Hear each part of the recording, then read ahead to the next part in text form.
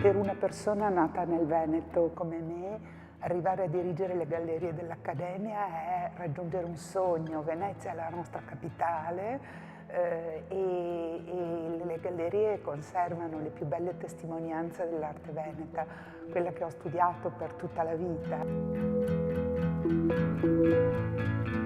Quando si pensa all'arte veneta, pensiamo a Giorgione, a Bellini, a Carpaccio, alla luce, al colore, al sentimento, cose che quando ero ragazza credevo che fossero un po' di maniera, ma adesso con il passare degli anni me ne accorgo, quando sono lontana dal Veneto sento la nostalgia di queste luci e di questi colori. Quest'anno le gallerie dell'Accademia festeggiano il bicentenario della loro apertura al pubblico. Un passaggio molto importante, perché nel momento in cui Venezia perde la sua libertà, prima con Napoleone e poi con gli austriaci, l'arte assume un valore ancora più importante di quello pur molto significativo che ha avuto in tutta la sua lunga storia. Diventa il modo del riscatto, il modo di presentarsi al mondo.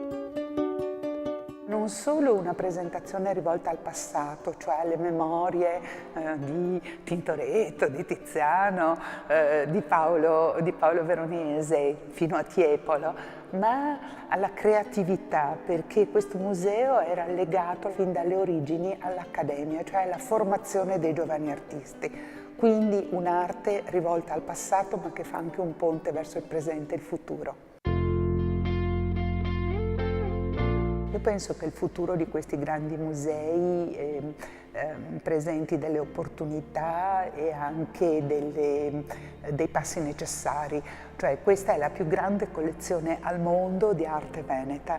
Noi abbiamo in qualche modo una responsabilità, siamo un museo faro, dobbiamo interagire con tutte le grandi collezioni che esistono al mondo di arte veneziana, e ne esistono a Londra, a Madrid, a New York, a Washington, quindi sicuramente noi dobbiamo metterci in relazione con questi nuclei delle nostre collezioni che si trovano sparsi per il mondo.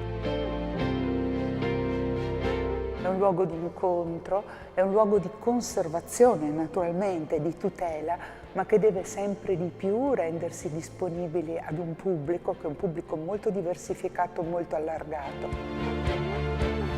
L'impegno nei confronti dell'arte contemporanea è qualcosa che le gallerie dell'Accademia e io personalmente come direttrice sentiamo molto fortemente. Essere artisti è diventato più difficile dal momento, non da adesso, ma da quando si è persa la committenza, da quando l'artista ha acquistato libertà da un certo punto di vista e dall'altra parte si è trovato però sempre a dover cercare continuamente commissioni e occasioni di lavoro. Le tecnologie credo che offrano delle suggestioni in più e delle possibilità in più, non tanto dei limiti.